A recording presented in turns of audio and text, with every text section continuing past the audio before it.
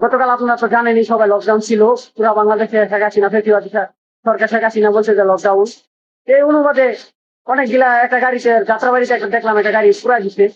তোমরা আওয়ামী লীগ করো, বিএনপি করো, যে যে দলই করো, এটা তো আমাদের ব্যক্তিগত সমস্যা। আমরা সাধারণ নাগরিক, আমরা সাধারণ মানুষ হিসেবে বাঁচতে চাই।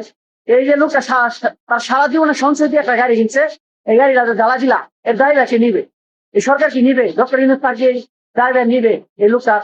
যে তোমরা ক্ষমতা চেঞ্জ করবা, ক্ষমতায় আসবা, তোমরা সবকিছু পুরা দিবা, জ্বালা দিবা, ভাঙচুর করবা, অবশ্যই মানুষের এবার ক্ষতি করবা, এগুলোর মানে কি ভাই? এগুলো তো রাজনীতি না, এগুলো তো দেশের সম্পদ নষ্ট করা বলা হয়েছে। এই যে লোকটা দেখতেছেন আপনারা, স্ক্রিনে ঝুলাইছি, লোকটা সারা জীবনে সংসদীয় একটা গাড়ি কিনছিল। এই গাড়িগুলা এই যে আমেরিকার নিষিদ্ধ সরকার যে আগে ছিল তার লোকেরা জ্বালাই দিচ্ছে। এগুলো কথা ভাই। হ্যাঁ, এই স্বাধীন দেশে আমরা স্বাধীনভাবে চলতে পারি না কেন ভাই? এই দেশটাকে তোমরা কি পাইছো? তো ভিডিওটা অবশ্যই সবাই শেয়ার করবেন, ভিডিওটা অবশ্যই শেয়ার করবেন, যেন ভিডিওটা সবার কাছে পড়ায়। আর এই যে লোকের গাড়িটা পুরাই দিচ্ছে, এই ড্রাইভার তো যেন সরকার নেই। সরকার কি করে গতিতে বৈশা হয়ে গিয়া